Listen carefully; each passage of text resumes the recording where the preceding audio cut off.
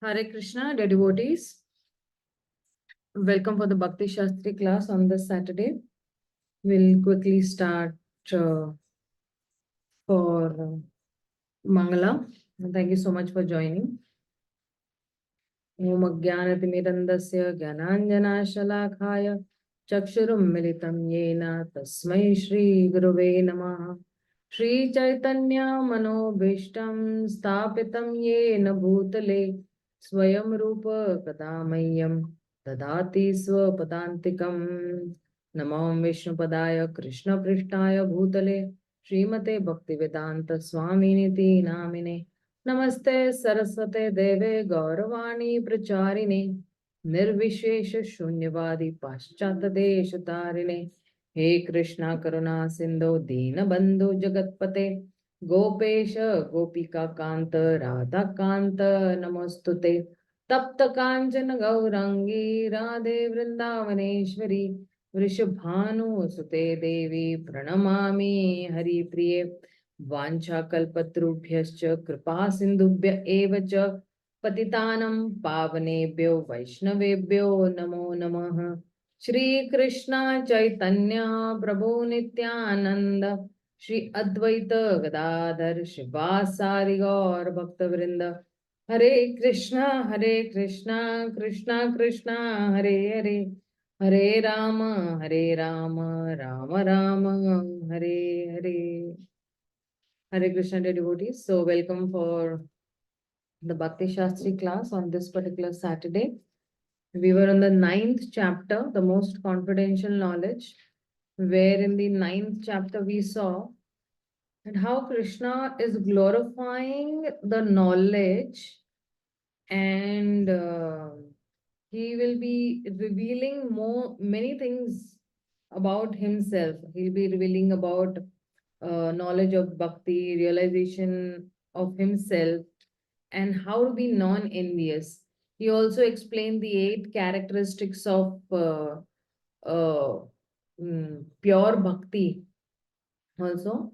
And he also explained that how the faithless cannot attain Krishna.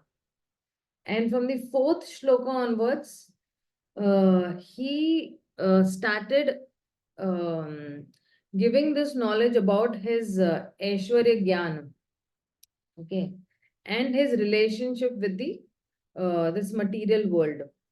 So in the 4th shloka, he says that he is everything, right? He says, Mayatadam idam sarvam jagat avyakta murtina matsthani sarva bhutani. All living beings are in me and na chaham tesham avasthita, but I am not in them. And though Krishna is present everywhere, um, with his personal, with in person, you can say, and of course, he's present as the super soul in all the living entities, and Krishna has so many expansions and all also. But yet he is controlling also the universe and he is supporting also the universe by entering within the universe.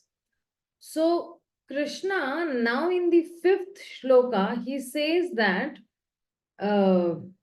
that's matsthani sarva bhutani na chaham tesham avasthita, that everything is situated in him, but they are not situated in him, and he's completely independent also and he's aloof also from everything. So he's saying that I'm not in everything. This is what he's saying. So what he's saying over here is saying that न च मत्स्थानि भूतानि पश्य मे योगम ऐश्वर्यम भूत भृन्न न च भूतस्थो महात्मा भूत भावना. So he's saying over here that, let's see the translation. And yet everything that is created does not rest in me. Behold my mystic opulence. Although I am the maintainer of all the living entities, and although I am everywhere, I am not a part of this cosmic manifestation. For myself is the very source of creation. So what he's saying that na cha mat sthani bhutani. They're not situated in me. And then he's saying that pashyame yogam aishwaryam. He's saying that just see, my aishwarya or my inconceivable mystic power. So the if somebody wants the theme for this particular what do you say shloka, it's inconceivable mystic power. Okay, so the inconceivability of my power, he's saying that, because he's saying yoga aishwaryam. And what is he more elaborating on which part? He's saying that bhuta bhrit na cha bhutastho. He's saying that I am the maintainer of all the living entities, right? But na cha bhutastho, I am not situated in them. And he's saying that mama atma bhuta bhavanaham. So, though I am the source of all this manifestations, and but these are, uh, there is a like a conceptual concentrated, in these verses. So he's saying that na cha mat sthani bhutani. Now, there cannot be a more direct contradiction actually. See, if you see, the fourth shloka and the fifth shloka, you might think that maybe Krishna is contradicting over here. Okay. And then he's saying that in the fourth shloka, he's saying, Matsthani sarvabhutani, all living entities are situated in me. But here he's saying that uh, what he's saying that na cha mat sthani bhutani. So there is a like a direct contradiction. So somebody might think that why is Krishna contradicting over here? And how can Krishna contradict? So it is like, when sometimes we give classes or we hear classes, and we say that, I didn't mean this, I mean something else. So is Krishna making some mistake over here? But no, Krishna does not make any mistakes. Why? Because Krishna is omniscient. Ah. So he is actually, through contradictions, helping us to rise to a higher level of understanding. A higher level of understanding see, in Sanskrit, the higher level understanding is called arthapataye, which means that there are two contradictory points uh, which are made to actually draw attention of whoever is hearing or whoever is trying to study, or and to draw the attention. Why to draw that attention? To draw the attention to a more deeper unifying truth, a deeper truth which is reconciling these two contradictory statements. Like if you see in the sandarbhas, the tattva sandarbha, there is actually an analogy given. So suppose like the analogy in the sandarbhas is given that Devadatta doesn't eat food throughout the day. And there it says that Devadatta's weight increases. Now, how can these two statements be true? Devadatta does not eat food throughout the day. And Devadatta's weight is increasing also. So, two statements. So, the person is not eating the food, the weight cannot increase. So, at least one of the statements that is, said is not true, right? But if we are telling both the statements are true, then how can we understand that? So then there is we have to propose a third statement for that. Okay. And that the third statement will reconcile the two statements which is said. So the third statement could be that Devadatta eats secretly at night. So this third statement is not directly, stated in these two statements, but is implied. And if both of them are true, then this has to be true. So both of them are reconciled, because so when we say that these two statements are reconciled, so arthapati, arthapati means it's called, actually the postulation is one of the Shabda Pramanas, because when we speak, that is called Shabda Pramana from the statement, right? So one of the Shabda Pramanas of the ways of acquiring knowledge.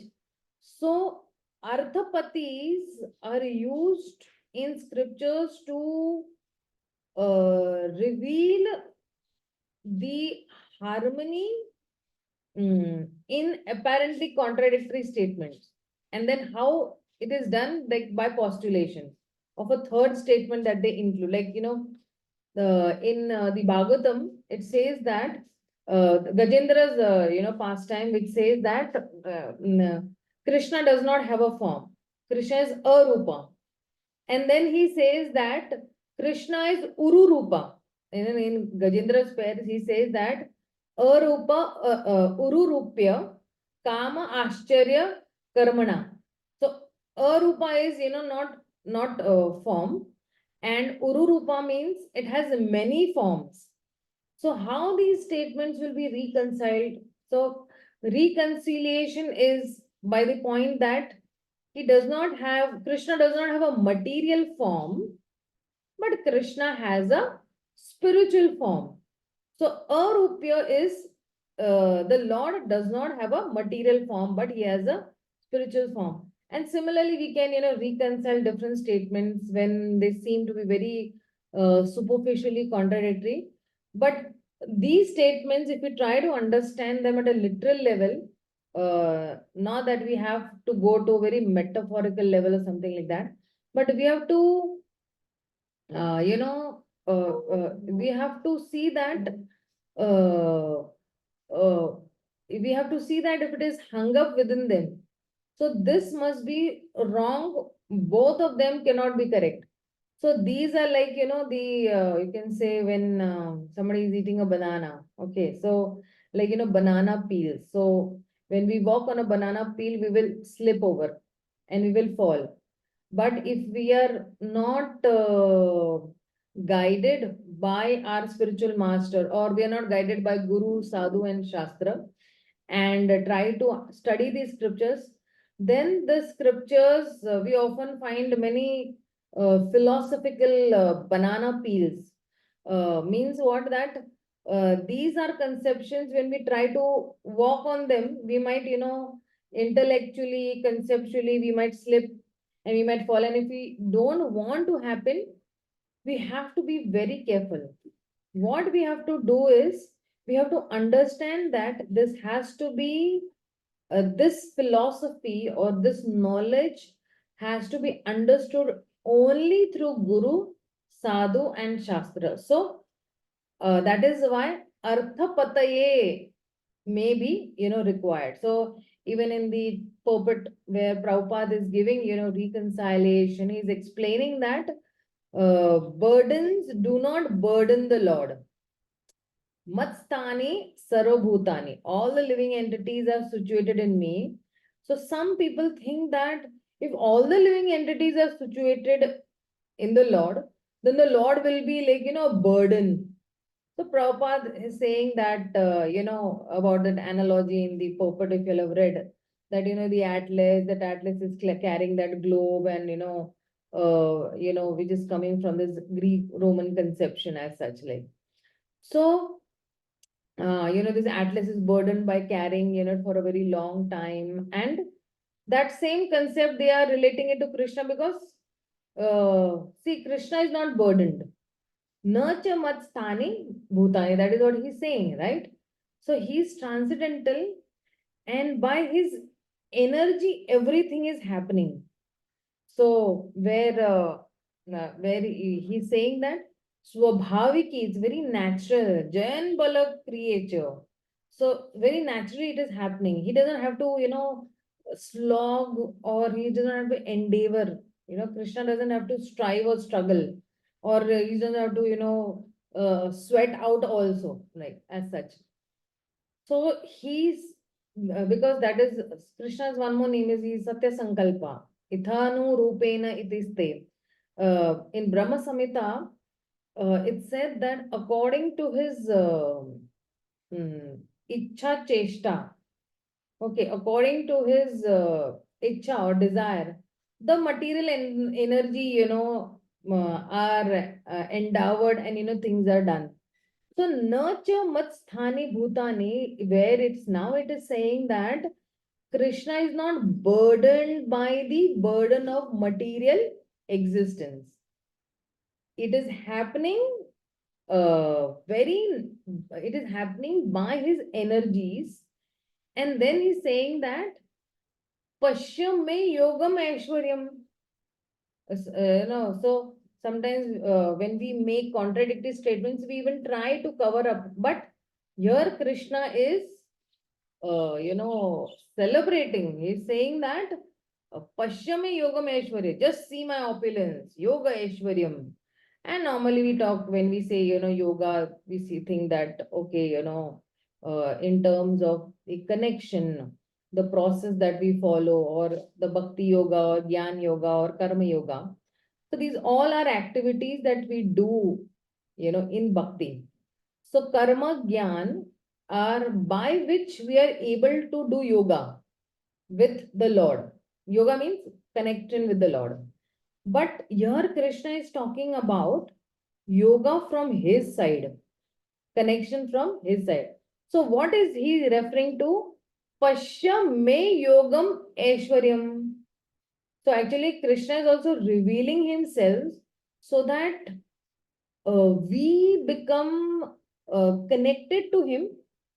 And because when we become connected to him, then that will become yogam aishwaryam. And Krishna helps us. And how does Krishna help? Help this yoga to happen. Yoga means, connection. So for the connection between we souls and the Lord, the soul has to do some endeavor. कुछ मेहनत करनी पड़ेगी. By doing what? By doing sadhana bhakti. And that the soul, through various paths, like, the karma yoga, or dhyan yoga, or gyan yoga, bhakti yoga. But the Lord also reveals himself so that we can know him. So that revelation from the Lord, that can be called as yoga, because he is also helping us to connect, to himself. He's saying that, okay, this is my mystic opulence. It is very inconceivable. And even if you see, Prabhupada also has translated yoga as over here as inconceivable mystic power.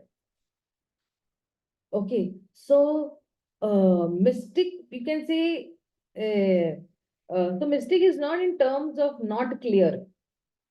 It is mysterious, it is astonishing, it is achintya, inconceivable, right? Wonderful. And this sort of, understanding will increase our appreciation for the Lord. That, oh, see how wonderful the Lord is. The Lord is, very, very magnanimous. He's very, he's very, helpful to us. How the Lord is also cooperating us. So, for the Lord, that how wonderful the Lord is, we see that simple, when we do, we have a very faithful appreciation for the Lord. Like, if you see in the story of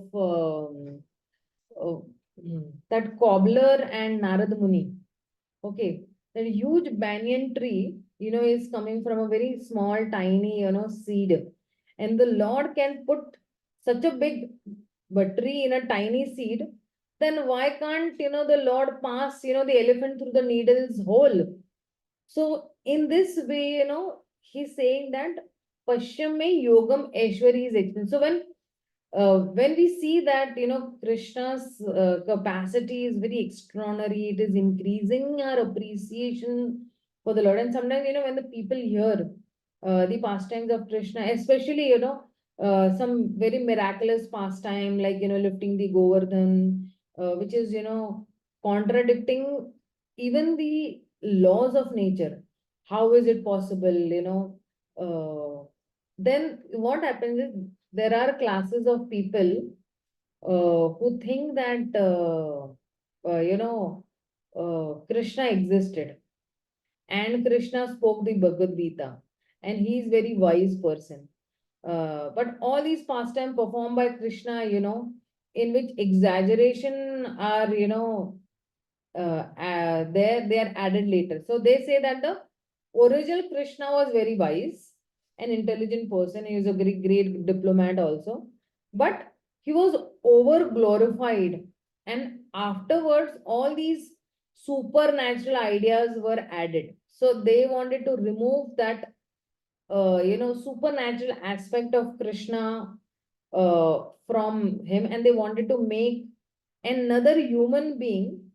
So why is it? Because see, they don't understand only that Krishna is a divine person, or they do not understand Krishna's divinity. So these people wanted to approach Krishna in a neutral way, uh, and they may have some agendas of their own or purpose of their own, and for that purpose they wanted to use Krishna as a model, and we can learn from Krishna about these things also. And but we don't have to uh, we don't have to reduce Krishna to these roles alone. So Krishna is transcendental. We have to understand this. He is transcendental, and when people reduce Krishna to this particular role, they try to, can say in one way, they try to hmm, they try to divorce, in fact, his supernatural activities from his personality. How can you can separate the two? And that is because they don't understand that God can do anything. So rather than being or feeling apprehensive and apologetic, like thinking our scriptures are having some stories which are not probably true, it is mythological. Many people think that Krishna is a mythological character. No, we should be very, very positive. We should be very assertive. And why should we be very assertive? Because if he is God, he can do anything. And the more amazing things he has, done, the more it is evident that he is God.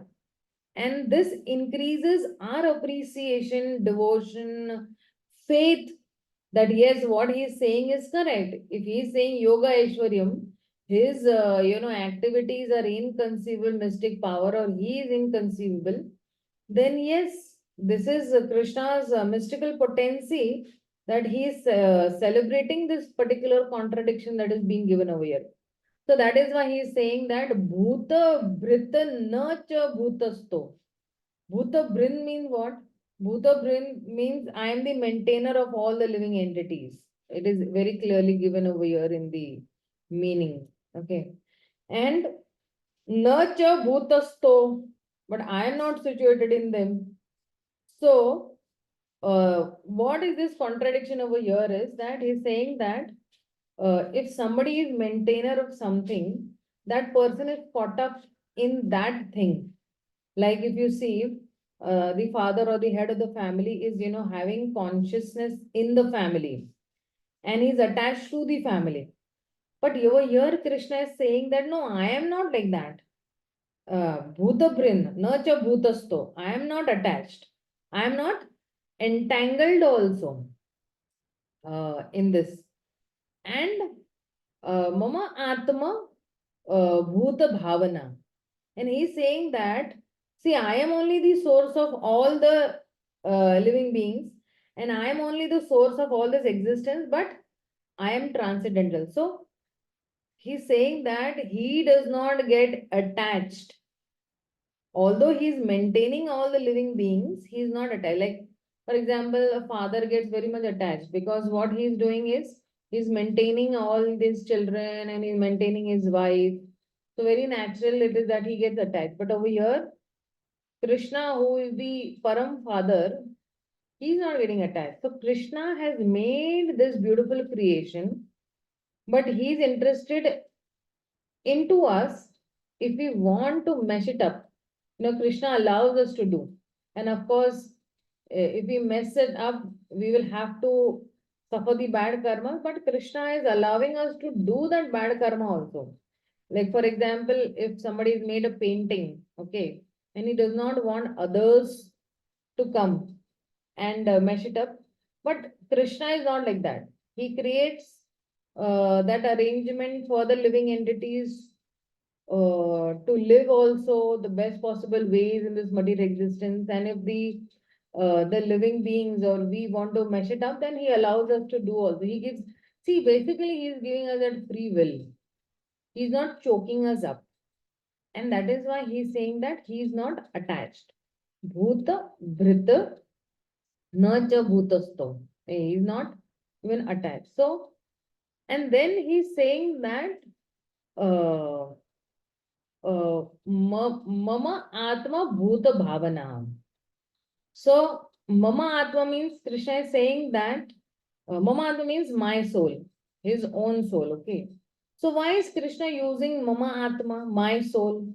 Uh, you know, uh, and why is he saying that? Because see, many times, these Mayavadis, what they do is that they say that we have to actually that we don't have to surrender to Krishna. We have to surrender to the unborn within Krishna. So, is Krishna referring to something like that he has an Atma that is the source of everything and he's different from that Atma? That no. If you see the Acharyas also in Sarartha Darshini, okay, Srila Vishwanath Chakravarti Thakur, because see, Srila Vishwanath Chakravarti Thakur has also written a commentary on the Bhagavad Gita. Baldev Gita Bhushan has also written a commentary on the Bhagavad Gita.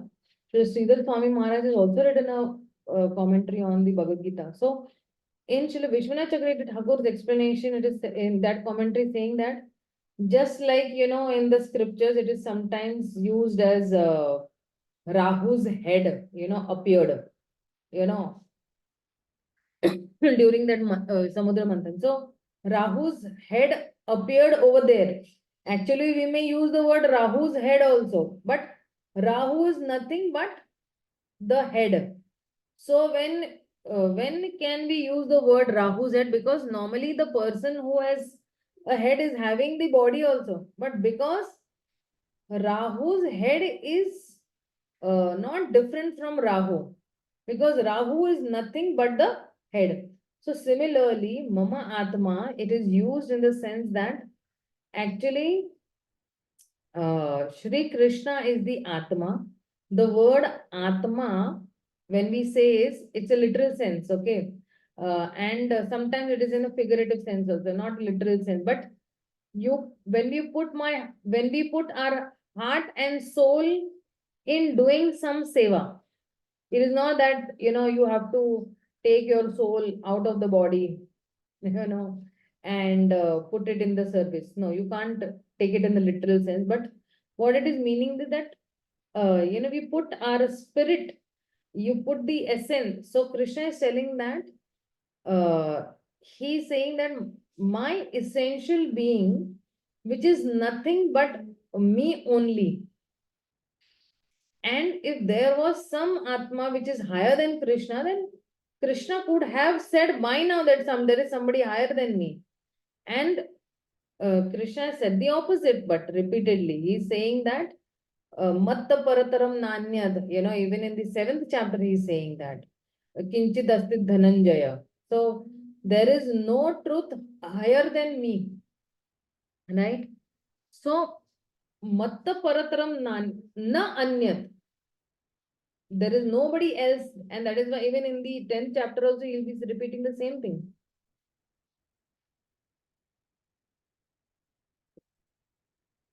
So, because in the 10th chapter, he will say that Aham Sarvasva Prabhavo. Everything comes from me only. It is not that I come from something. No, everything is coming from me. And even in the 15th chapter also, he will say that um, uh, yo mam evam asamudho janati purushottamam.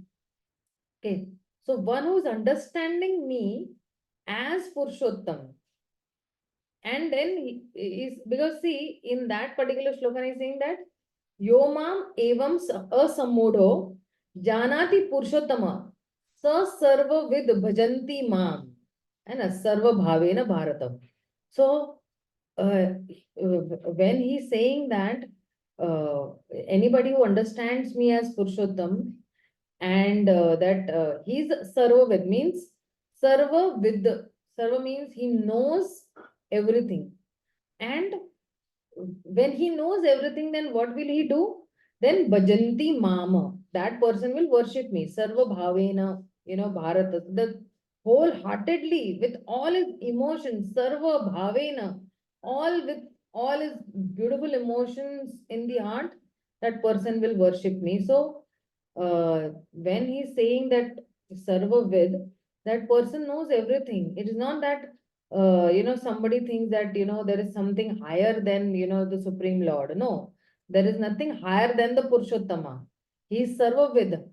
And one who knows that Krishna is Purushottama and is Sarvavid also. So if we look at this if you look at this, we understand that when we take one verse out of the context, it might lead to a big confusion in the minds of others, and that is why he's saying that mama atma, that I myself am the source of all the living entities. This is what he is saying in this particular shloka. Sorry, we are going a little slow with the 9th chapter because it's a very beautiful chapter. 9th and the 12th chapter. These are two beautiful chapters because these are actually giving the highlights of, pure bhakti. And that is why I'm taking little more time. We are not in a hurry. We don't want to just finish Bhakti Shastri for the sake of finishing it off. But we want to understand every word what Krishna is trying to say. And when we are reading the Bhagavad Gita, in fact, Krishna was not only talking to Arjuna. So it's not like that, oh, Krishna was speaking only to Arjuna. Krishna was not speaking to me at all. But no, this is Bhagavad Gita. Bhagavad Gita. Krishna has spoken to every living entity. Arjuna was just an instrument on that battlefield of Kurukshetra. But if you see, Krishna is speaking to every living entity. Krishna, just like the father. The father speaks to all his sons. It's not like that in secret he spoke only to his best son or to somebody else. No, it is only for you and not for him.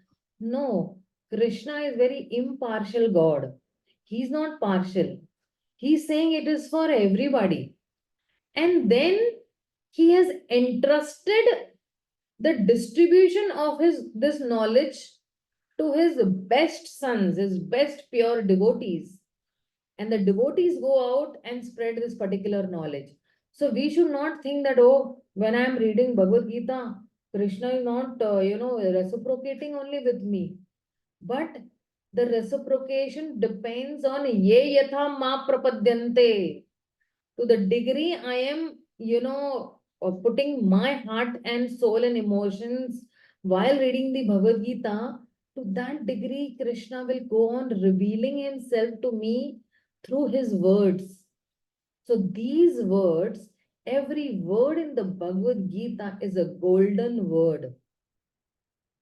Sometimes we say no, golden words are never repeated, but no, we are repeating these golden words again and again because they are, every time you read a particular shloka, you'll get a different realization. Every time you put a heart and soul in that particular shloka, you will get a different realization. And this is the realization of the pure, not only the pure devotees, but even those who are neophyte. Oh, I read the Bhagavad Gita 4 times, but every time I read, I got some new realization from that same shloka. So we should not think that, oh, Krishna is just speaking to Arjuna and, I have no connection. No, we are spending so much time. The more the time we spend with a person, the more we get attached to that person. The more time we spend with the Bhagavad Gita, we will become attached to the Bhagavad Gita, will become attached to Krishna. The most time we spend with any book, we will become attached to Krishna. So that is why these words will, every word, every time we read, will give us a new revelation. And revelation comes on its own accord.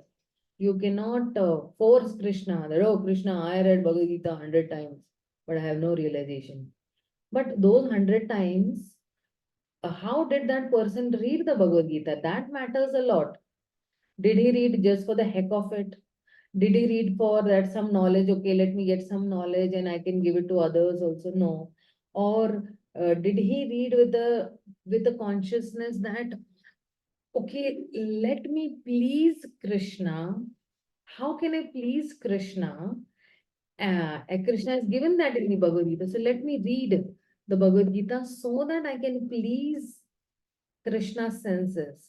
Let me read the Bhagavad Gita out of the gratitude for Srila Prabhupada, that yes, Prabhupada has spent sleepless nights writing these literatures. Let me acknowledge Prabhupada's work.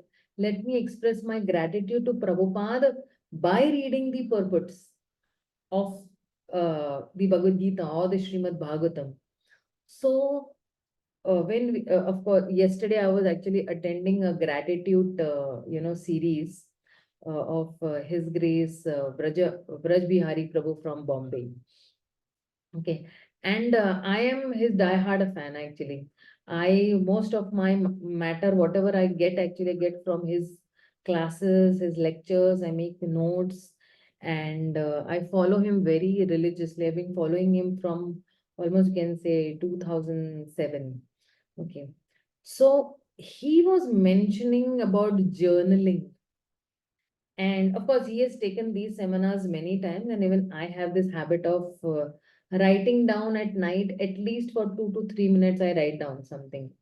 And he was mentioning, expressing gratitude and how gratitude is one thing which actually changes your consciousness completely. A complete 360-degree turn you will have in your life when you, if you all want, I will actually share that, seminar with you all, because a very beautiful seminar that how you will inculcate gratitude in your daily life, where he mentioned that there should be some specific gratitude or a fresh gratitude. Fresh gratitude means what? 24 hours mein aaj kya hua? So you write it down. So like generally I write a fresh gratitude on a daily basis that, okay, in these 24 hours, what happened? Or in the past 1 hour, what happened? In the past 2 hours, what happened? That way. And then he said that, okay, you write a fresh gratitude, but the main question is that why am I grateful to this particular person? Why am I grateful to Krishna? Why am I grateful to my husband? Why am I grateful to my wife? Why am I grateful to my children? Why am I grateful to devotees? That question, you give a reason that why am I? So, because when you say why, because when you give a reason, so there is some emotion that has touched you, you know, and that emotion is of gratitude. So when I'm saying thank you, it's not only lip service. It is actually I really mean that yes, I'm really thankful. And when I'm saying I'm really thankful, which means what? I will put that thank you in action. I'll put that gratitude in action. So, for example, this is my own interpretation. So, for example, that okay, Krishna, I am thankful to you for speaking the Bhagavad Gita. So this is only lip service. But now if I want to put it in that thank you in action, then what will I do? I will go out on streets and distribute the Bhagavad Gita. Or I will teach the Bhagavad Gita. Or I'll give some knowledge of the Bhagavad Gita. Or I'll inspire others to read the Bhagavad Gita. Then that becomes actually a meaningful gratitude. It's not only lip service gratitude. So, sorry, I just went off track. But in total, I'm trying to say that this Bhagavad Gita is such a wonderful book, such a beautiful book. Like, I remember my younger sister, she had come to stay for 15 days in this vacations, and her son had also come. So she's in love with the Bhagavad Gita. She loves the Bhagavad Gita like anything, and she removes almost on a daily basis 2 to 3 hours to study the Bhagavad Gita. So it means I was just talking to her and I was quoting a Bhagavad Gita shloka. So immediately her son comes and he says that, Masi, don't say a single shlok of the Bhagavad Gita in front of mummy. I said, why? He says that no, she will start and she's unstoppable then. She will start quoting so many chapters, and she'll go on reciting chapter after chapter, chapter after chapter, till the time she does not come on to that sarva dharma paritya. Now the child is very small, okay, he's just 11 years old, but he could also sense her love for the Bhagavad Gita. He's saying that till the time sarva dharma parityajya will not come and yatra yogeshwar will not come, she's not going to stop. So don't utter the Bhagavad Gita. Maybe, some instances have happened that my sister must have on and on and on and gone, with the Bhagavad Gita shlokas and started quoting shlokas left, right, and center. So saying, no, no, no, no, no. That whole time will go in, and then we will not get prasadam. So that I could sense that love for the Bhagavad Gita, or when you say immediately, then even see Srila Prabhupada's love for the Bhagavad Gita or the Acharya's love for the Bhagavad Gita. See why so many Acharyas have written also the Bhagavad Gita, commentaries on the Bhagavad Gita, so that these are their ecstasies that they have written in their commentaries. What happiness they are deriving from reading the Bhagavad Gita, they have penned it down. And we, Nitya Baddhas Jivas, or the, eternally conditioned souls, when we hear it from the eternally liberated souls, the Nitya Siddhas, we can appreciate that matter so wonderfully, the knowledge given, and we can understand it so wonderfully. And that is why having a gratitude, reading at least one shloka a day and penning it down. I remember one time, I was just asking during my Bhakti Shastri days, I was asking another, teacher of mine, whom I started studying the Bhagavad Gita under him. Okay.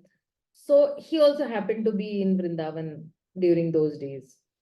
So I was just asking him that, Prabhuji, I am very this that I want to study the Bhagavad Gita very seriously, and I'm reading, but I'm not understanding anything. How do I go about it? I'm reading one full chapter, but it's just like, leaking out from my, consciousness or my head as such. So he gave me a very nice tip actually during those days. Of course, I did follow it for some time.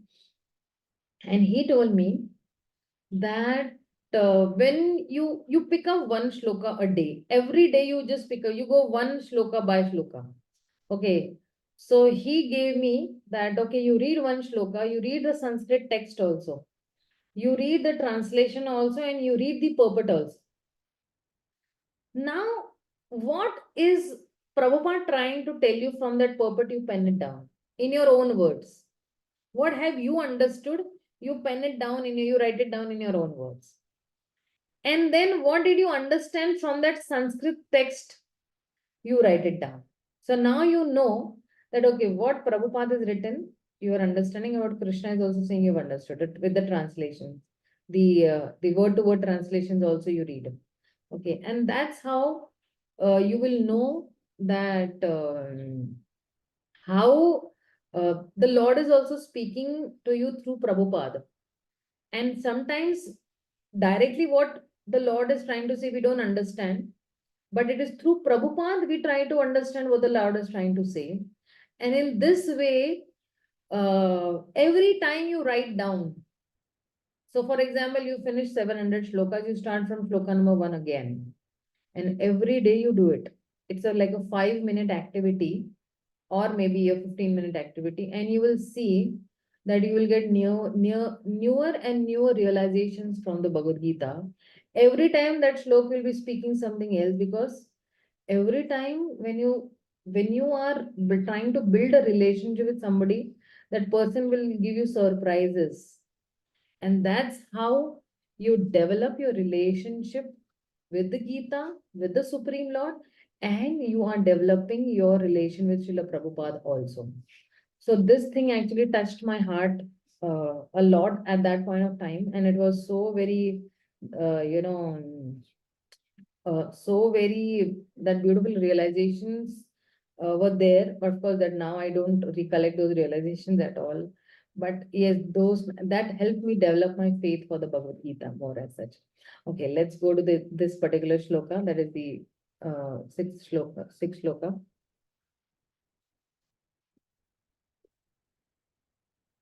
So he's saying that यथाक्षास्थितो नित्यं वायु सर्वत्र गो महान् तथा सर्वाणि भूतानि मत्स्थाने उपधारया. So he's saying that understand that as the mighty wind blowing everywhere rests always in the sky, all created beings rest in me. So now, see, very beautifully, Krishna is giving us an understanding through an analogy. And we human beings understand through analogies very quickly. So immediately Krishna is giving an analogy, and he's giving an analogy of what? He's giving an analogy of his yoga Aishwaryam, the previous shloka that we actually saw in a bit more detail. So he's saying that Yathaksha Sthito Nityam, just as situated in this Akash or the sky. What is situated in the sky? He's saying that Vayu Sarvatra, Sarvatra Gaha, Mahan. This wind, it is Sarvatra. So if the wind goes, it flows, it is blowing everywhere, right? And this wind is what? This wind is Mahan. It is great. And it is very powerful also, right? And because why it is powerful? Because it can blow in all directions. But still the wind is situated in the sky. So similarly, he's saying Tatha Sarvani Bhutani.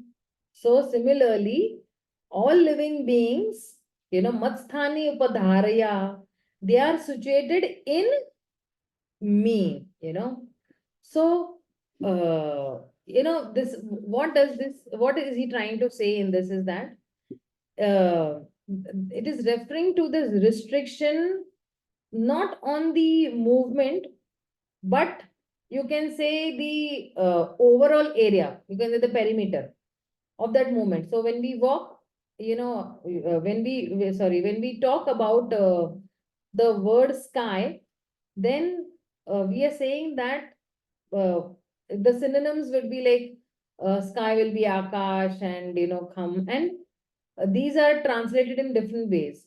So from a modern scientific perspective, there is no such thing as sky. What we see in the sky is illusion, because it is just, extending space forever and ever. So the Sanskrit terms, they are not very, many times, like Sanskrit terms, they cannot be easily translated in English. And because see, even avatar cannot be actually uh, translated easily. But then we say that avatar is an incarnation, because it is not in flesh. But Srila Prabhupada, if you see in the purport, he is using some familiar and some unfamiliar concepts, because he does not want to complicate things. And he is saying that, so if I have to carry something, there is a handle, right? Without a handle, how can I carry? So it is, it is explaining in similar terms. It is helping us to communicate very easily with those terms. So generally, if a concept is new, and the term is also new, then what happens is that it will become more difficult for people to appreciate. So what Prabhupada used to do, like, uh, when all these new or foreign concepts used to come, and he has to convey to, devotees, or, through the Vedic thought and all that, or some concepts are in, Sanskrit. So Prabhupada will use familiar handles, familiar terms, which are actually not accurate as such, but the meaning will be the same, and they can understand it properly. So to make sure that people understand that point very easily, and at least get the uh, uh, start of that understanding that particular point. So then there are some familiar handles and there are some unfamiliar, this. So from the familiar handles to the unfamiliar concepts that is there, so that, we can, start understanding and go forward from the basic point to the higher point. So that's how Prabhupada actually explains in the purports also. So Krishna is using the word matsthani, and 3 times now he's used. Okay.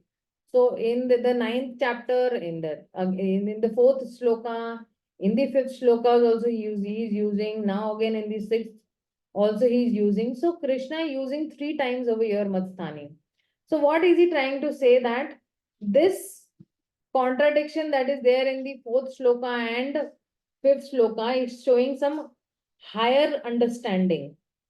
And Krishna says that, okay, all living entities are situated in me, means that Krishna, see, when he's saying that all living entities are situated in me, he's saying that I have given them the freedom within that limitation, so that they can, and he's given a framework also, so that they can understand me. So, like, for example, a horse is tied to a pole.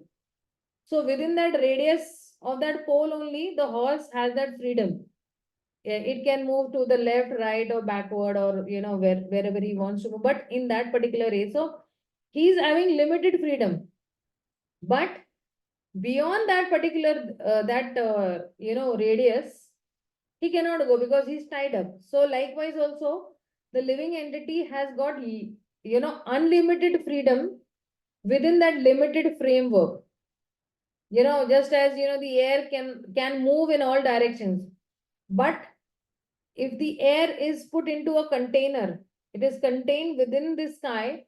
So that is why that air will also have that limited freedom. So this word akash is technically, when you say that earth, water, air, fire, and ether, when you say ether, so because ether is a substratum where everything is present, whatever movement is happening, it is happening within that particular arena. which this ether is providing. But we use the sky in a very conventional sense over here. And that is why he's saying that Tatha sarvani bhutani matsthani upadharaya. So all living beings are actually situated in me, and which means that they are given the freedom by me, and within the freedom that I give them, they can act. So they have the freedom within this limited framework only. For example, we are seating and you were discussing, and discussing in this class. And if somebody wants, he may just walk away from the class, okay? And somebody wants to sleep, he can sleep also during this class, right? He can doze off also. Or he can even walk away mentally also. So sometimes what happens is we are listening to a class, though we are in the temple hall, but our mind walks away towards our home. Okay, the milkman must have come, or the servant must have come, or I was expecting some guest, she must have come, that way. So we walk away mentally during the class, and we go anywhere we want to, because uh, we have the freedom. But uh, to the human body, there is a limitation. We have the human body, we can go, but we cannot suddenly fly in the sky, right? So there are limitations. We have some unlimited freedom, but within the limited framework, that way he's saying that they are situated, Matsthani, they are saying that. So, when he's saying that Matsthani iti upadharaya, okay, when he's saying that, how is it reconciled? By having some restriction and some freedom. So some restriction is there, some freedom is also there, right?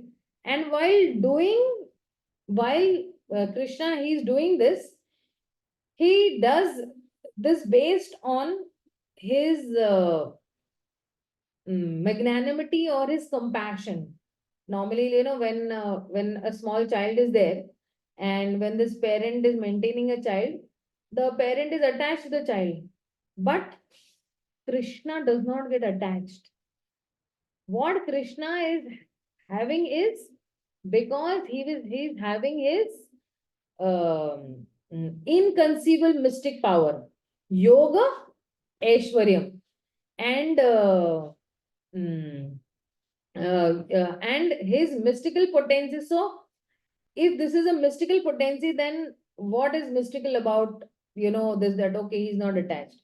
It can be said that okay, the air is there in the sky, and and uh, uh, air and sky both are there, and then it is no longer inconceivable, because air is also there and sky is also there. And because neither the sky nor the air are conscious, when there is consciousness, then there is attraction, right? Then there is affection and there is attachment developed. So Krishna does not become attached to the living beings, although he is maintaining all those living beings. He is not attached to them.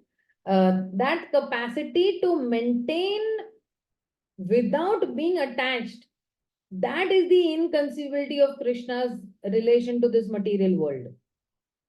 He does not become attached to his own creation, to whatever he has created. So that is why, uh, Prabhupada is in the purport, he's saying that how the Lord is on control, you know. So because he has got so much of self-control, that, oh, I am maintaining, but I am still not attached. Sometimes, father is maintaining the children, he becomes so much attached that that attachment, because of that attachment, the separation becomes unbearable. So he is saying that it is out of fear of the Supreme Lord that the wind is blowing. Sarvatra gatah, And then uh, uh, when he's saying that out of fear of the Lord, And then Prabhupada is saying, Prabhupada is quoting from the Brihad Aranyakya. He's saying that by the supreme order, under the superintendence of the Supreme Personality of Godhead, the moon, the sun, and other dead planets are moving. And then even in the Brahma Samhita also, he is saying that Yachak Savita Sakala Grahanam Raja Samasta Sura Murti Rashesha Teja. So this is a description of the movement of the sun. It is said that the sun is considered to be one of the eyes of the Supreme Lord, and that it has immense potential to diffuse heat and light. Still, it is moving in its prescribed orbit by the order and the supreme will of Govinda. From the Vedic literature, we can find the evidence that this material manifestation, which appears to us to be very wonderful and great, is under the complete control of Supreme Personality. This will be first in the next explain. So, same point. By the supreme order, the sun, the moon, and the other planets are moving. This is what Prabhupada is actually trying to say over here. Let's go to the next shloka.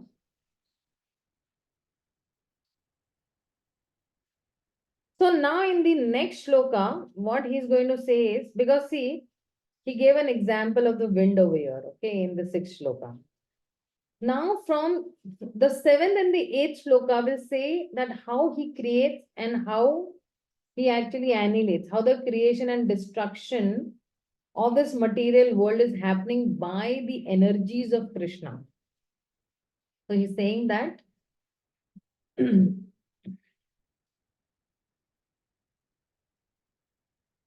सर्वभूतानि कौन्तेय प्रकृतिं यान्ति मामिकं कल्पक्षये पुनस्तानि कल्पादो विसृजामि अहम.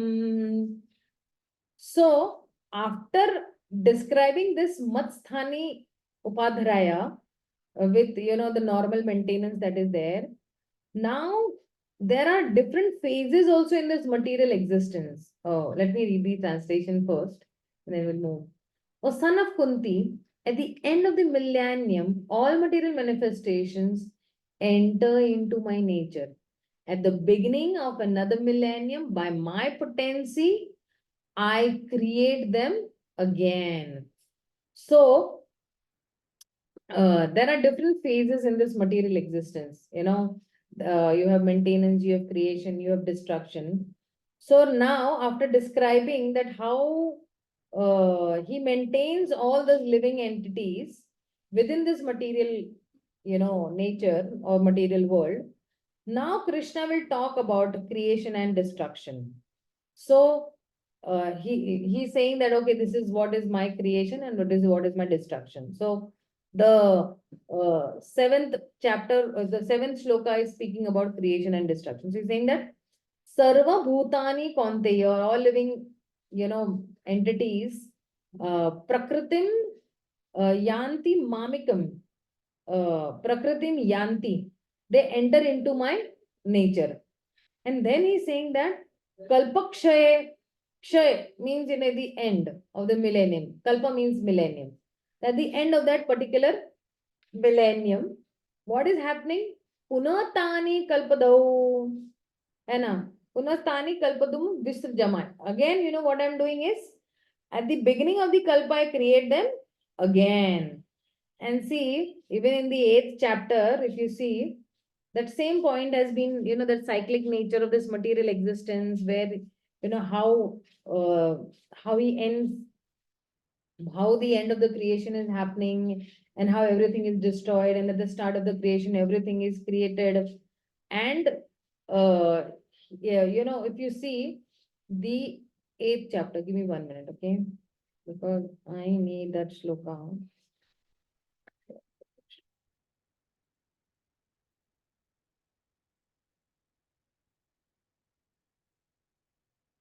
Then the 18th shloka.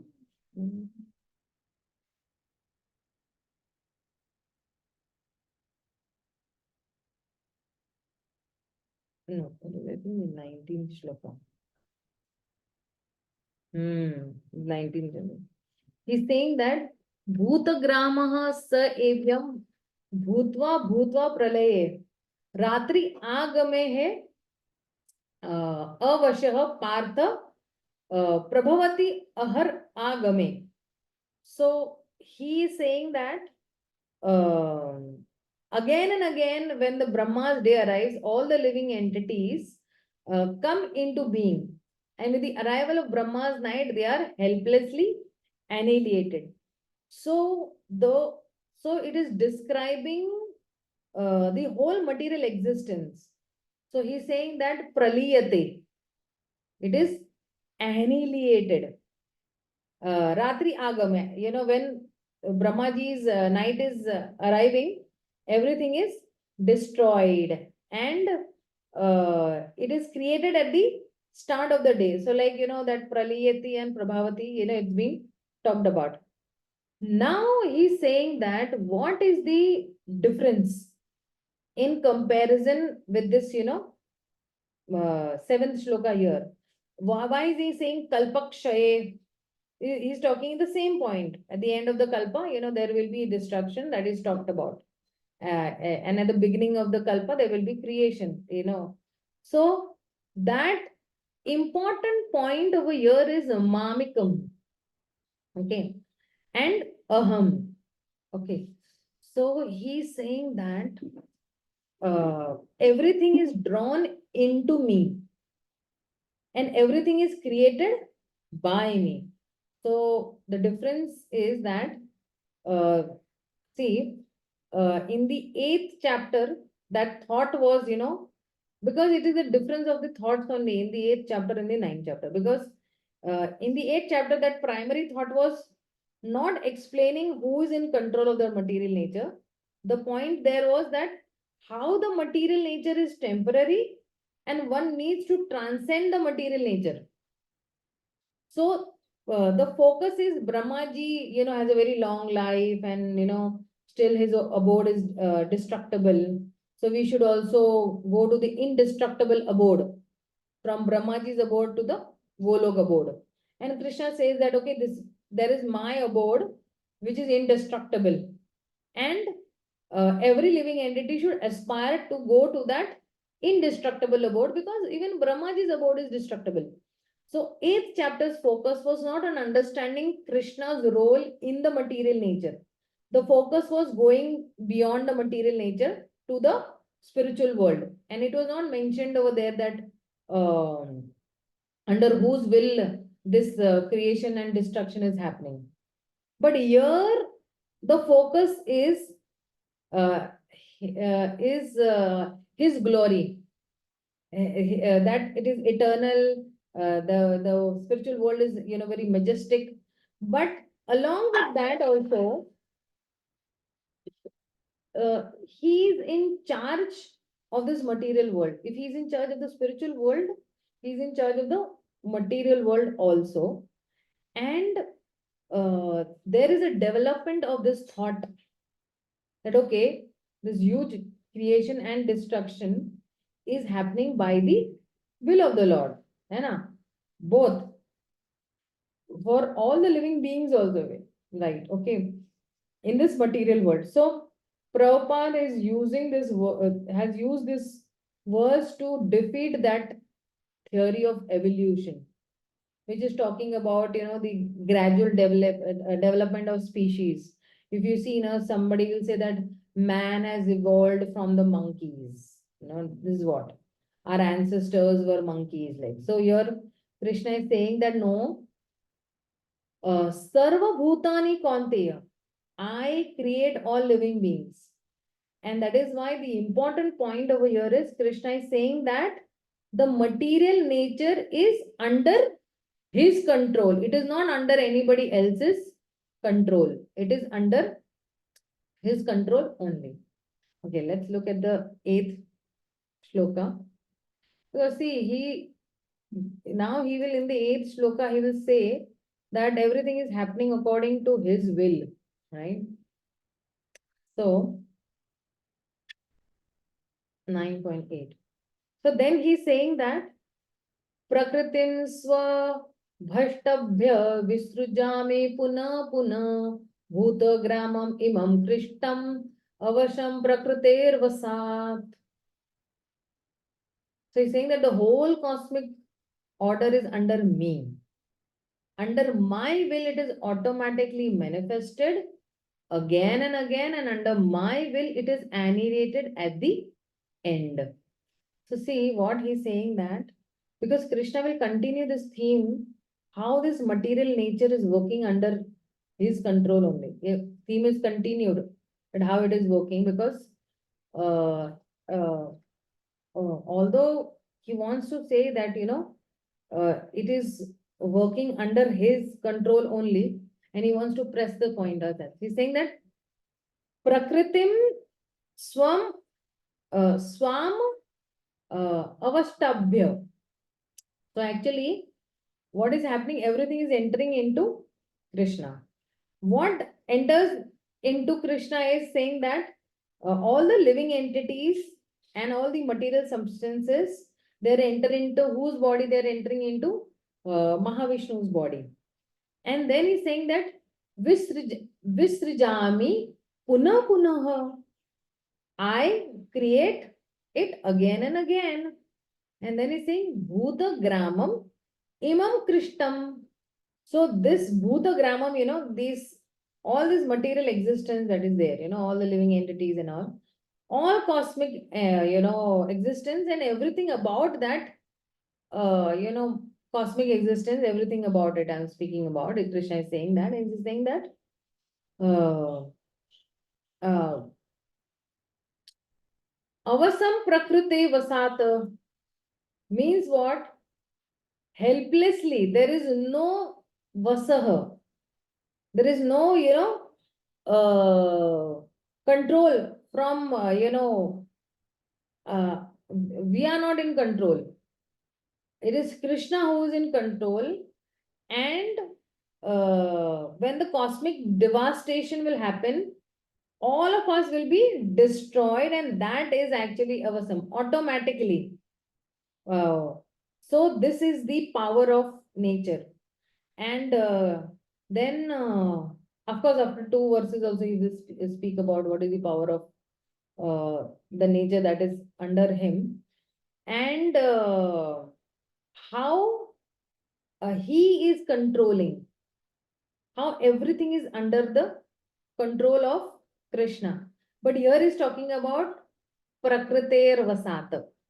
Prakriter means of the force of material nature, that Krishna is saying that not only that, but even whatever is sustaining, that is also actually under my control. And he's talking about that he's overseeing the creation and the destruction. And after that, Krishna is saying that still I'm not entangled because I'm not attached. So this is the important verse to demonstrate that yes, Krishna is transcendental. He is not attached to anything as such. Let's go to the 9th shloka. See over here also, where Prabhupada is also mentioning over here that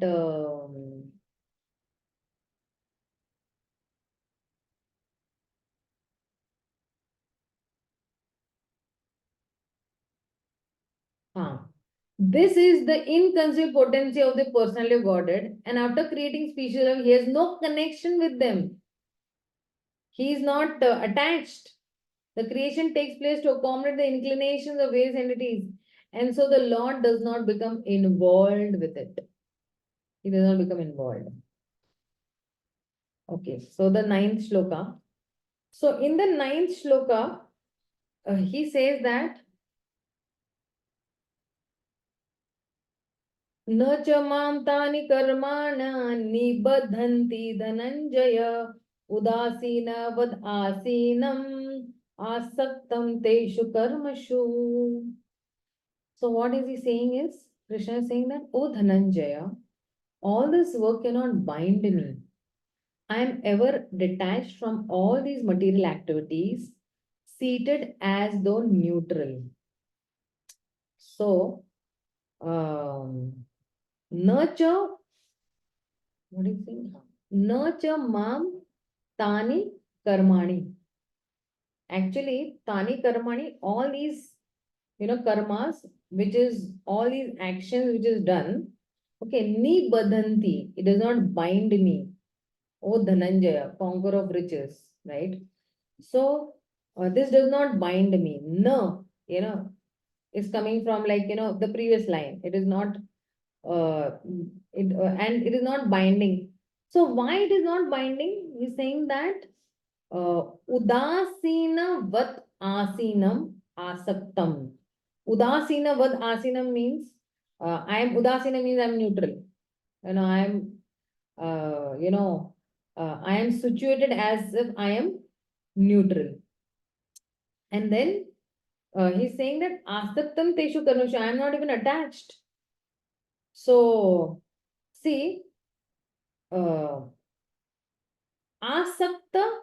and asakta. Okay. Asakta is attached, asakta is detached. Because in Sanskrit, a and they have their own meanings, one a here and one a there. So Krishna is using udasinavat, asinam. Krishna is detached like a judge. One who judges, he is very neutral. So the material nature has its own system and it acts according to its system. It is under, whose supervision? Krishna's supervision. But Krishna is not having any personal agenda. Krishna does not have anything against someone that, okay, you're not worshipping me, you defied me, therefore I will punish you. No, there is a law of karma, and Krishna lets that law of karma run its own, course. So Krishna is saying that no, I don't become bound because I am neutral, udasinavat. Right? So then he's saying that so about a creation he's saying, but for the destruction, all the universes, not only one universe, all the universes, as it is happening by the law of nature. But someone may say that ultimately he's the one who designed, such a law of nature. So he can set up a system, but he has not forced us to get into that system. Like, a king is responsible for the suffering, uh, jail, those who are in jail. Okay. Similarly, the soul defy the God, defy Krishna, and they choose to be separated from Krishna, and they choose, this world, this material world, where they want to actually suffer. So the king or the Supreme Lord does not have any personal agenda against the one who is in jail, because the jail also has its own law, right? There is a law, and those who are abiding by that law, they are protected. Like if I am in a jail and I'm abiding by the laws of that particular jail, then I'm protected, and I get proper medicines and I get proper facilities as such. But if I become rebellious, then I don't get any facility, I don't get any protection. So those who are defining the laws, then they are sent to the jail to correct themselves, right? And Krishna is saying that, see, I am not karmically implicated because he doesn't derive it. He's so, neutral. He's udasinavat. He's detached. Therefore, he's saying that na cha mam tani karmani. I don't become, mount by this. Right? I'm not very much, what do you say, uh, influenced by those activities. So that is why even in the purport, if you see, from the Vedanta Sutra, Prabhupada is actually quoting one verse. He's saying that he's not situated in the dualities of this material world. He is transcendental to these dualities, nor is he attached to the creation and annihilation of this material world. The living entities take their different forms in the various species of life according to their past deeds, and the Lord does not interfere with them. So he is not partial, right? This is what he's trying to say. Let's go to the next shloka. Okay. Because see, when he's saying in the ninth shloka that he's neutral, he's detached, okay, from these material activities.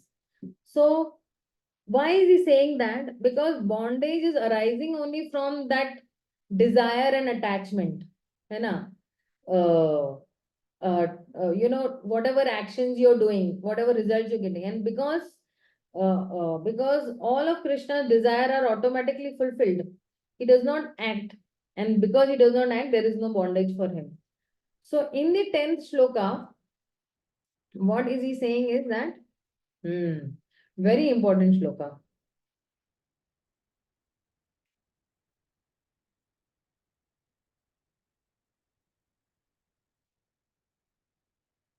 Oh, this is a very important shloka. Oh, we have got a lot of time. Okay. He's saying that मयाध्यक्षेन प्रकृति सूर्यते स चराचरम हेतु नानेन कौन्तेय जगत जगत विपरीत वर्तते. So he's saying that this material nature, which is one of my energies, is working under my direction. It's not working under anybody else's direction. It is directly working under Krishna's direction. She does not listen to anybody other than Krishna. Okay. So this material energy is also a person. Okay. O son of Kunti, producing all moving and non-moving beings, under its rule, this manifestation is created and annihilated again and again. So now Krishna is concluding, by this particular famous verse, Maya Dakshina Prakriti, and many times Prabhupada has quoted this word in verse in many of his classes. So he's saying that Maya Dakshina, under Maya Adyaksha. Adyaksha means और मेरी अध्यक्षता में हिंदी में बोलते हैं ना, तो under my supervision, ना, Suyate sa characharam. Suyate means it is manifesting. Okay. Sa characharam. The living and the non-living beings are, what are they doing? They are manifesting by under my supervision, right? And hetu nanena kontaya. So what is the hetu? Hetu means karan. किस कारण से? हेतु नान अनेन, है ना? For that reason, under that hetu, okay, jagat viparitvartate. Viparitvartate means parivartate means what? There is a change, okay. And viparivartate means what? This is a cyclic change, cycle of change. It is working and it is going on. There is creation, there is maintenance, and there is annihilation. Creation, maintenance, annihilation. The cycle. So Krishna is actually in this 10th shloka, he's concluding this section where initially the section started only with what? His relationship with this material world, his Aishwarya Gyan, right? So he's saying that all this viparivartate, that is, this maintenance, which is, talked about, this 4th shloka, 6th shloka, 5th shloka, and creation, destruction is being talked about. And it is, everything is under his supervision. Okay. So when you say no, this by my superintendence, by my supervision, adhyakshata means, supervision. So this is very, important word over here is adhyakshate. The overseer or the supervisor is not involved in this hands-on. The person who is overseeing, Adhyaksha is, is eyes, so Krishna is seeing from above. He is also present as the super soul inside every living entity. So he is also seeing from inside, but seeing from inside, he's not attached, he's not entangled. He's as if above, he's above this, material consciousness. And even if he's present within this matter, he's still above because he's not caught up in this material consciousness. And that is why he's saying that Suyate sa charachara. He's not caught up in all this creation, and that is happening under his will. So, as what is the implication? That sometimes, a devotee, he thinks that, I am serving Krishna and I wanted to go back. But, in this material world, there are so many problems. Internal problems are there, external problems are there. My mind, internal problem, my mind is the biggest problem for me. And external, there is, so many, forces, all, that are forcing my senses. Okay. How can I, continue this life's battle all alone? It is so very difficult to, fight with so many forces that are there. And even in this material world, whatever is happening, it is happening by the sanction of Krishna under his supervision. So, um,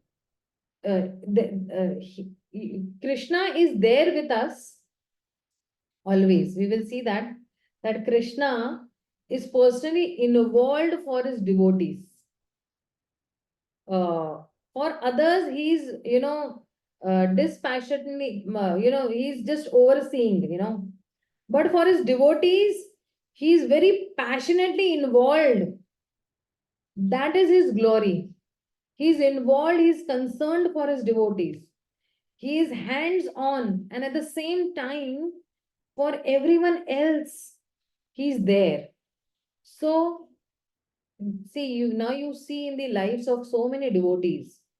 I know one devotee from Pune, okay, that of course, even if he's involved through his pure devotees. He will send his pure devotee. There was this devotee who was just about to die. Okay. The doctors had given up on him. And when my spiritual master, because of course he is my god brother. So in the hospital, when my spiritual master calls this devotee on speaker phone, the devotee is half conscious. So the spiritual master is speaking to that devotee that you don't have to, you have to come back. Come back. There are so many other things you have to fulfill. You have to do a lot more. You don't have to die. You have to come back. So, somehow or the other, this devotee has survived. By the words of the spiritual master and by Krishna's arrangement, how he is involved very passionately, that devotee got saved. Doctors had given up, now finished, no chance, 0% chance. But how Krishna is personally involved, and this is his glory, that he's concerned for his devotees. He's all the time 24 by 7 present uh, for his devotees also and for everyone else also. And because see, ultimately the purpose of this jail is to actually reform these the living entities. Okay. Because padam padam yad vipadam, this world is a place of suffering, and there is distraction, there is suffering, there is so much. So to reform these souls and to feel that you are not alone. Krishna is there within our heart, and Krishna is involved, and he is taking care. And in fact, this whole system of material nature is created so that there is a facility available. so that we can turn back to the Supreme Lord. We can turn back to Krishna because we are turned away from him, right? And uh, if he wanted, he could have just left us, but he did not do that.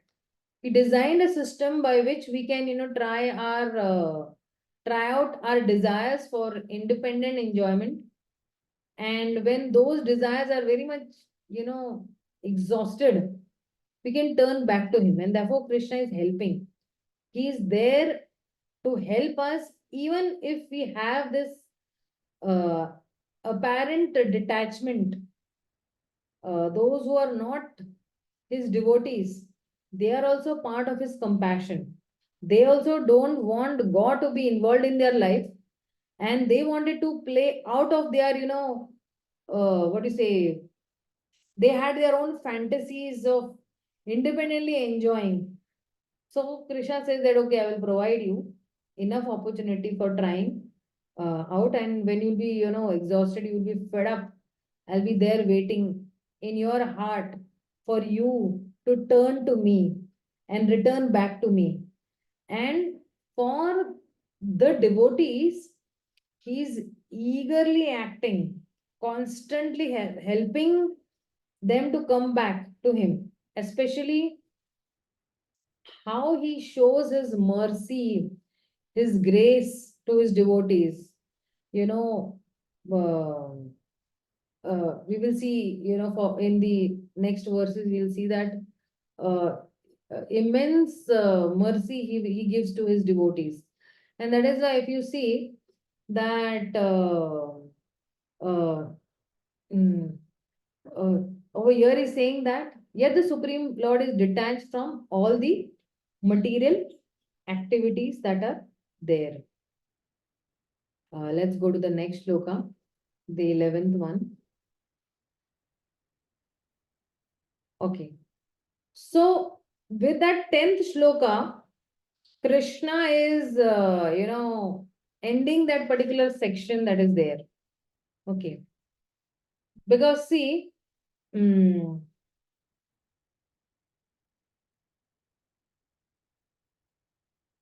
if you see that Krishna comes in very different forms and different ways, and his different incarnations are there, and he is actually supervising also everything and as such.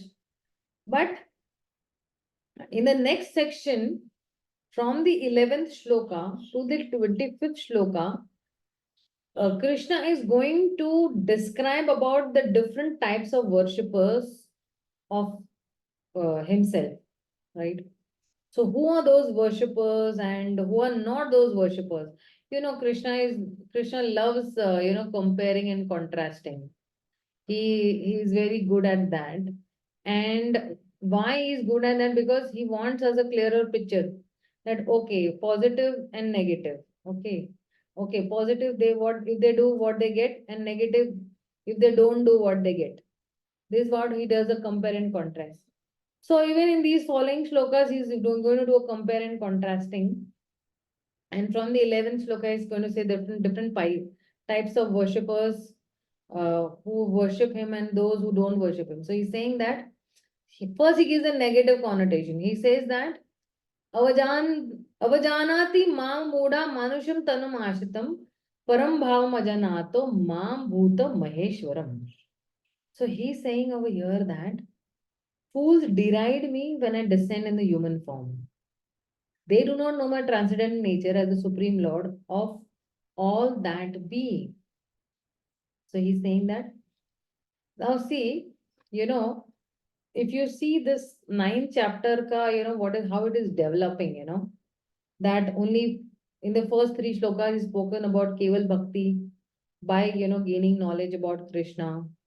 And then from the fourth shloka to the 10th shloka, he's saying about his inconceivable relationship with the material nature. Now, uh, uh, from the 11th till at least the 19th shloka, he'll say that those who understand Krishna in various ways and how impersonal is also mistaken Krishna's body to be material.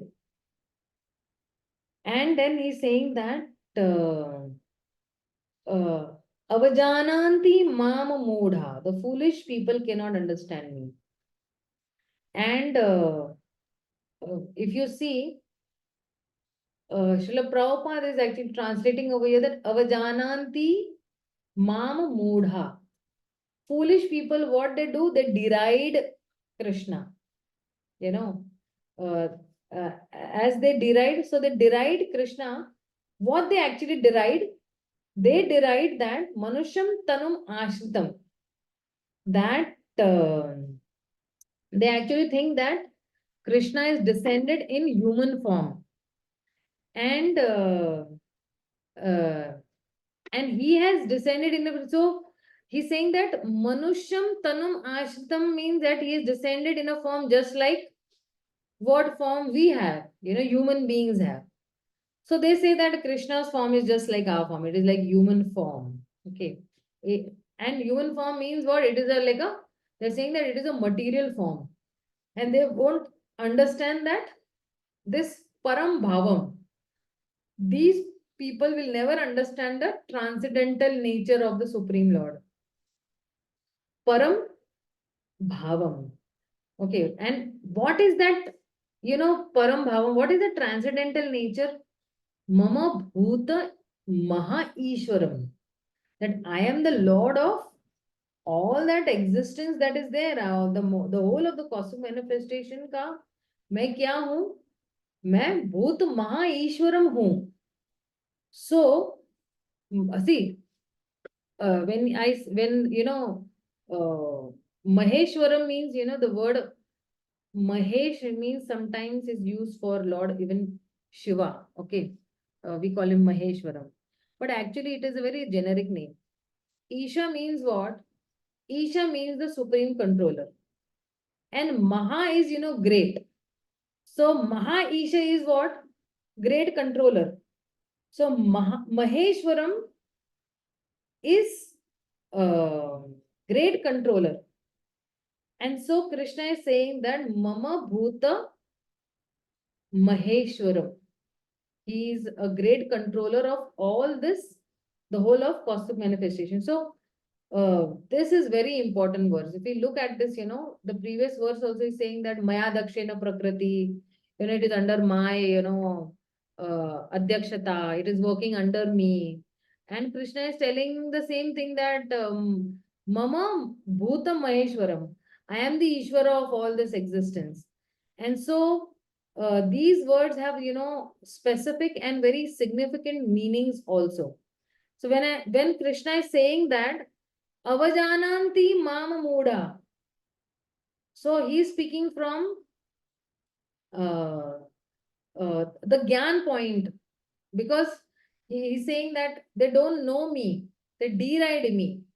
So when we know Krishna properly, then that is knowledge.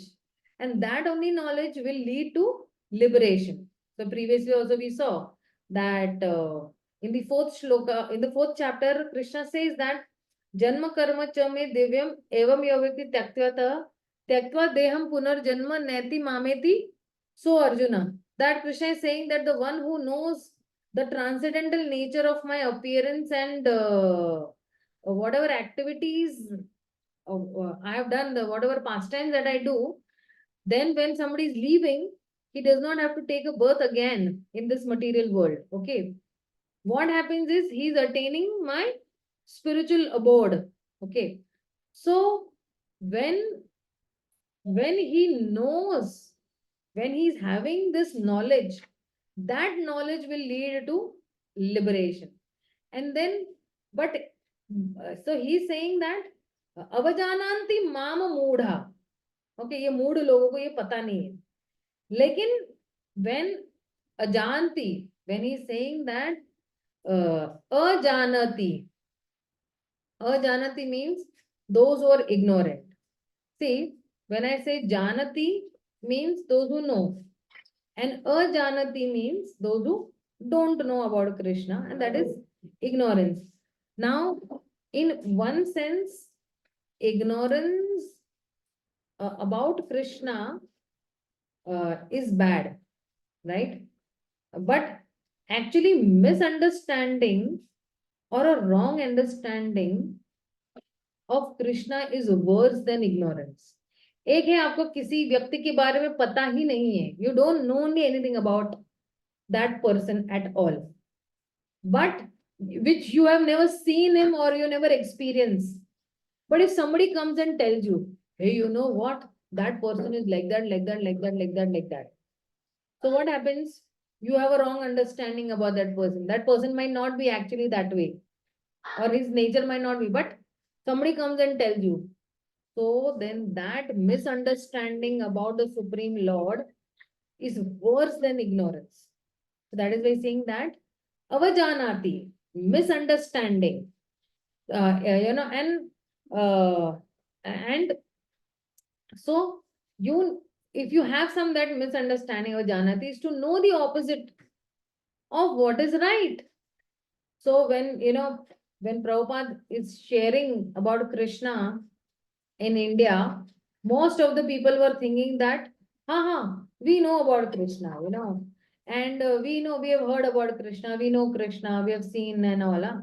They have some conception that, okay, Krishna is some historical figure, and he had given some message of the Bhagavad Gita as such, And this impersonalist say that Krishna is the, what he's saying is, the impersonalist say that Krishna is the symbol of absolute truth.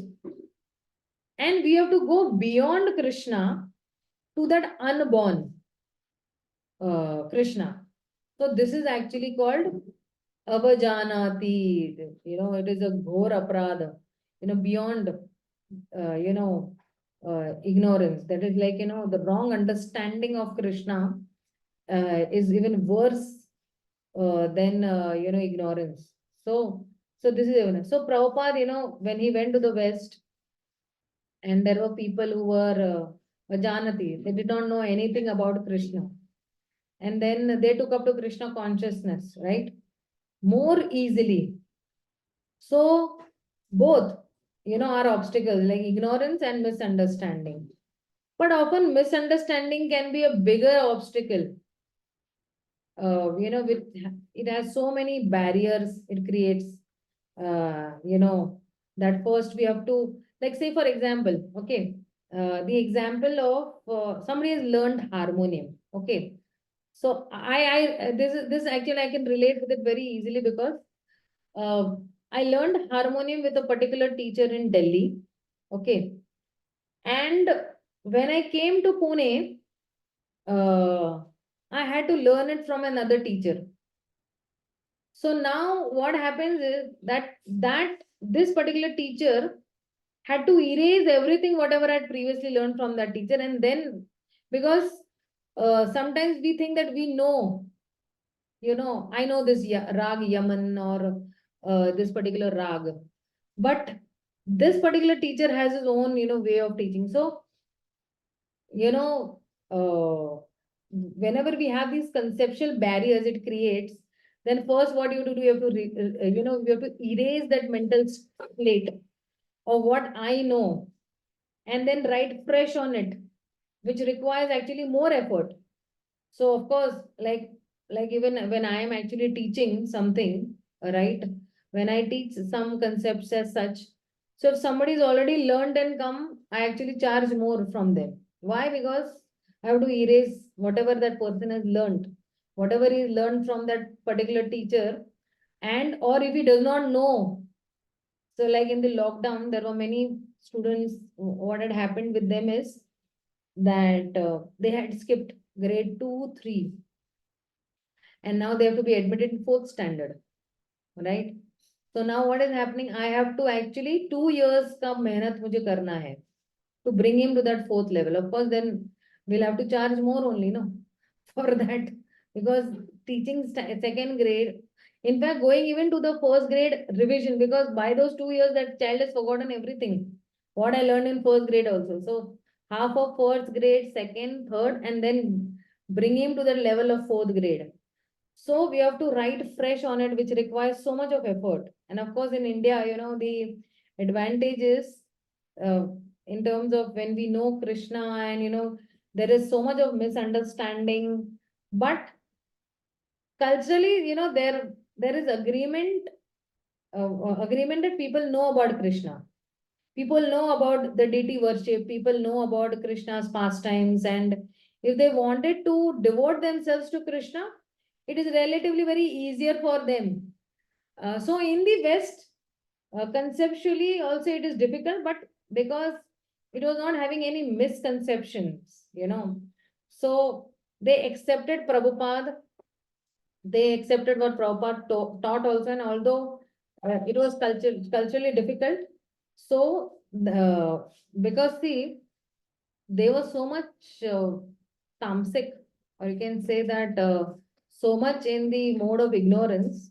So in that way, it was very much difficult for Prabhupada. So when this avajananti leads to continued material existence and increased bondage.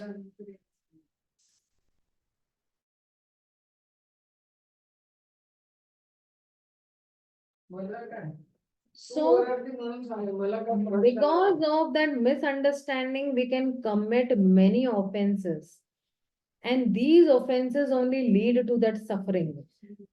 So, when we have too many offenses, then it will lead to, a suffering for others. So, that is why he's saying that Manusham Tanam Ashitam, people who think that Krishna's body is, human. And then he's saying Param Bhavam Ajanato. So, Krishna, he's saying that ajanato and avajanati. See, what is this significance? That they misunderstand me, that is avajanati nama. And ajanato param bhavam, they do not know this transcendental nature of mind. And what is this transcendental nature of Krishna? That is actually this transcendental nature of Krishna is that he can be a person. What previous conception people have that, oh, he's a human being, he's just like us. So that actually God can be a person, that absolute truth can have a form, can be a person that can have a form, and uh, in spite of all these things, he can still be, unlimited. And somebody might think that how is that possible? So this is only actually the inconceivable power of Krishna. He can have a form that can fit in smaller than the smallest and larger than the largest. He can have a form which can fit in the lap of Mother Yashoda also. But when he's opening his mouth in front of Mother Yashoda, then within that mouth, the whole universe also can be seen. So this is very inconceivable. That is a Mother Yashoda also painted. So this is Param Bhavam Ajanato. This transcendental nature is not known by the impersonalist, and that is why they extrapolate, his material existence. They think that, matter means, some limitation. There is some imperfection, there is some entanglement, and it must apply to everything that is true. So they don't understand that, you know, uh, uh, because see this, whatever this material is, they think that this material is the cause of entanglement, the cause of bondage. And this form also of Krishna that is there, it is also cause of, bondage. And it also has its own limitations. So that is why they cannot understand the unlimited potency of the Supreme Lord. And see, even if you see in the purport also, Prabhupada is saying over here that from the Brahma Samhita, he's saying that Ishvara Param Krishna is the Supreme Lord. He is the original personality, right? And then he's saying that there are many Ishwaras also, there are many controllers also. And then, but what is the difference between those controllers and the Supreme Lord Krishna? That they are not Sachidanand, but Krishna is Sachidananda. है ना? So the emphasis on Krishna has a form, and again he's saying that see, in the Gopal Tapani also he's saying that there are other descriptions with the language also, that you are Govinda, the pleasure of the senses and the cows, and your form is transcendental, full of knowledge, bliss, and eternity. So Krishna has a form which is Sachit Ananda Rupaya, and this is made very much clear. And that is why saying that Tad Ekam Govindam, Ekam, वो सिर्फ एक हो, and then your form is transcendental, full of knowledge and bliss and eternity. There is no one like you, and you are Sachidananda Vigraha. So, uh, uh, Gopal Tapani, this, Upanishad is one of the 100 Upanishads, and it is glorifying Lord Gopala, and it is establishing Lord Gopal's divinity and what do you say, supremacy.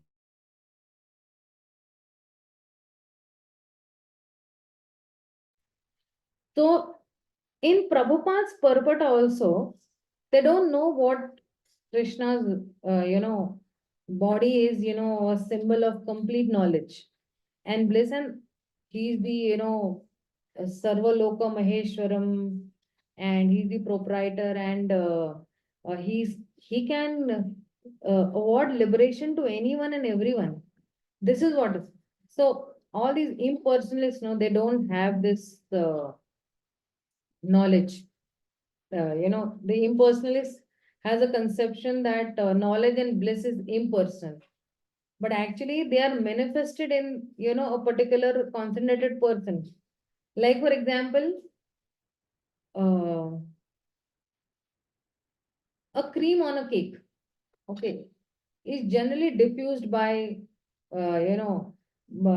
diffused, but sometimes in the birthday cake, they may, make a toy of that, cream, and that, that entire toy is, cream only. So in the same way, the Supreme Lord is also diffused as Brahman, everywhere. But the same Supreme Lord is concentrated also in Sat Chitan Anand form, which is actually a very personal form of Krishna. And this impersonalists, they think that bliss and knowledge has to be diffused. And it is concentrated also. So just like a toy can be made from cream, Krishna's body is fully transcendental. Sat, Chit and Anand. And that is why if you see in Prabhupada's purport also, where the first chapter, when the sages in the Srimad Bhagavatam, when the sages headed by Shaunaka, they were actually inquiring about Krishna's activity. They over there said that the Supreme Lord with Balram has played, like a human being. And though he was masked, he performed so many, superhuman activities, right? Amazing activities. So, that shloka is कृतवान् किल कर्माणि सह रामेण केशव अतिमर्तयानि भगवान् good कपट manushah. So he's saying that Kritavan Kila Karmani. He's performing so many amazing pastimes. And with whom? Sir Ramena Keshava. So over here, Ramena means actually Balaram, okay, and Keshava is Lord Krishna himself. And he has performed so many pastimes and Ati Martayani Bhagwan. So, the Supreme Lord, Bhagwan, okay, he is so all attractive person and he's situated beyond also, the death from, and uh, so how is, he doing all these activities? So he's saying that Gudha, Kapata, Manusha. Gudha is what? It is very confidential. It was secret. And it secret means what? It is concealing. It appears to be concealing. And at that time, Krishna was, deluding and he was so bewildering that how can a 7-year-old boy lift up the Govardhan? How a 7-year-old boy or a 5-year-old boy, kill Kalia?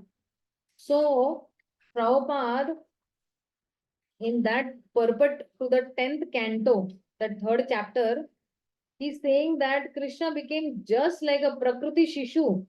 He just became like an ordinary child.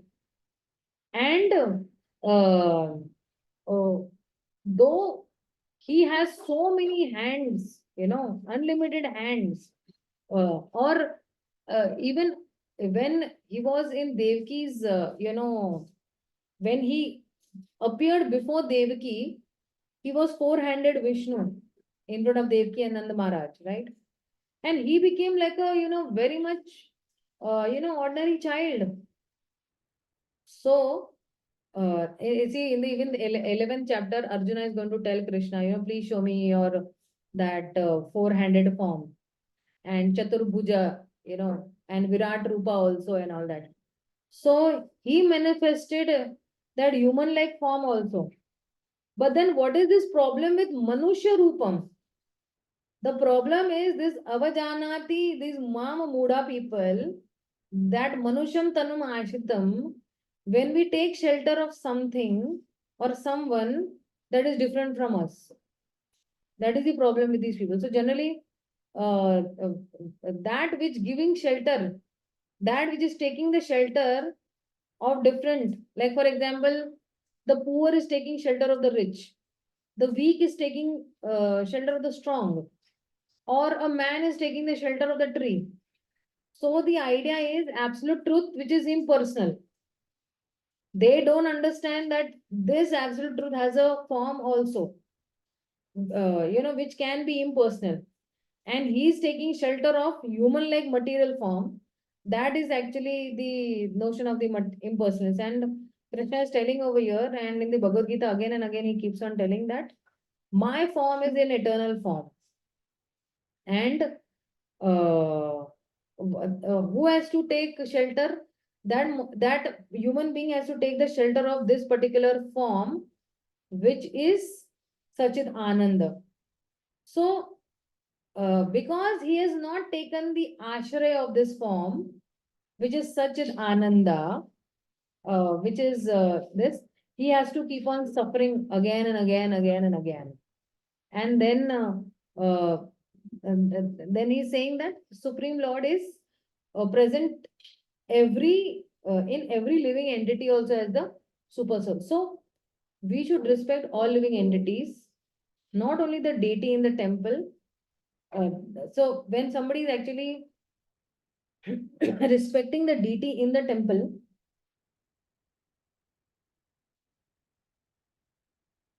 he's a Kanishta. He's on a Kanishta platform. And the context to his verse is not that the Supreme Lord is diffused in the heart of living being. No, he's right present.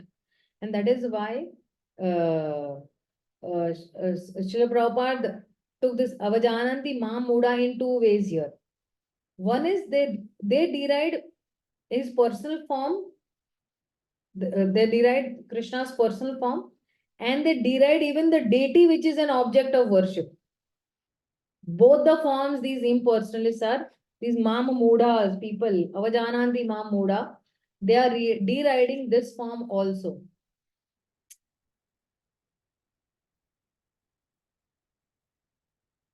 So,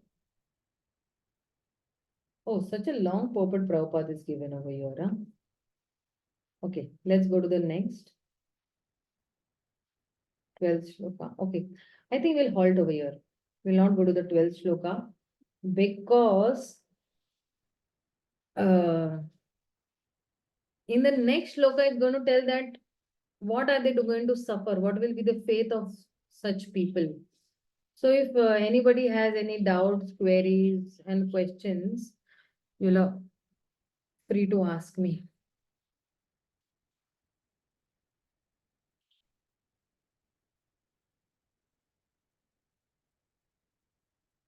Hare Krishna Mataji.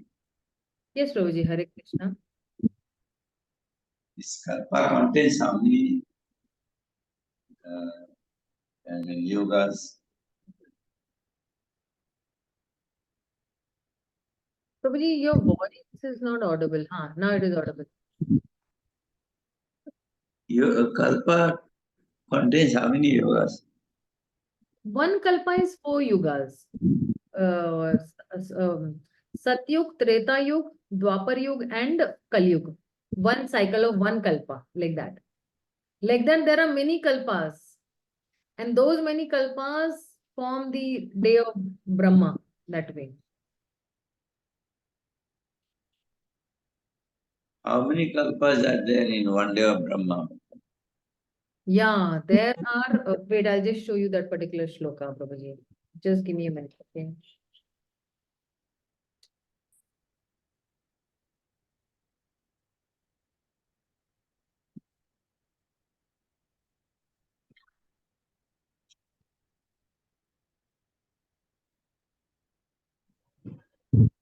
In the Bhagavad Gita only. Mataji, you taught us that 1,000 cycles of those yugas make one day of Brahma, right? Yes. Actually, I'm finding the shloka where, because see, as everything is on Guru, Sadhu, and Shastra, no? 8th chapter. 8th chapter, 17th shloka, right? Yeah.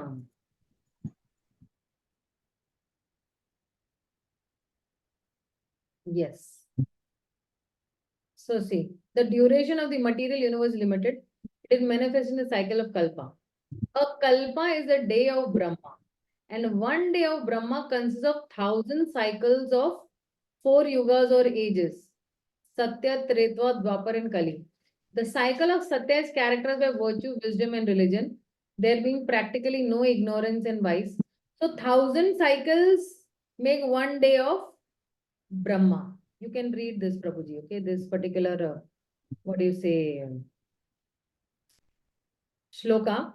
And then even in the Bhagavatam also, the 3rd chapter, if you see,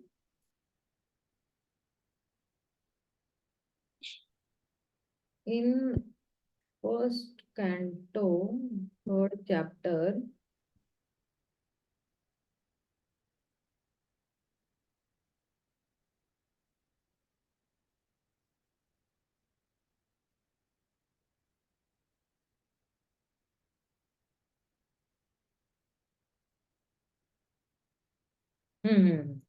this only.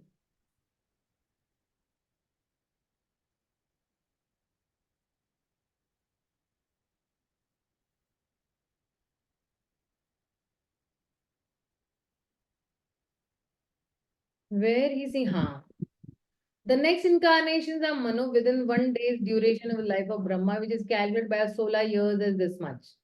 There are 14 Manus, therefore. You can read this 1.3.5 and Bhagavad Gita 8.17.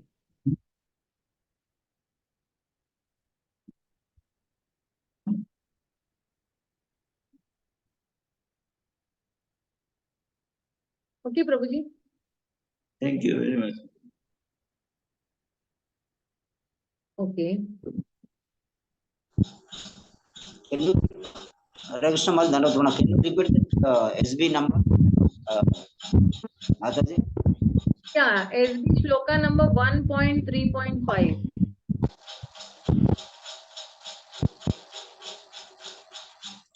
Okay, thank you, Master. Anybody else has any questions, queries, doubts?